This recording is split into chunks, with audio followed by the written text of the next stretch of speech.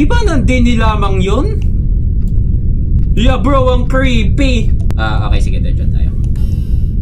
May flashlight naman tayo, ano? Into the darkness. Come on. Yan, natin kung ano makikita natin dito. Tapos bigla bumulaga yung demon, no? Wait. Ako lang ba nakakapansin pa ang kalawak ng kwartong to ngayon, ah? Wait, saan tayo ngayon? Ako, balik tayo doon. Putek. Mali ginawa natin. May susi. Pasan to susi? Okay. Layo na nilakad natin. Tapos na nakuha natin susi. Pang bumalik lang ulit tayo din eh. Yung creepy John. Pero ang galing ah. Nice. That just scared the heck out of me. Especially that one.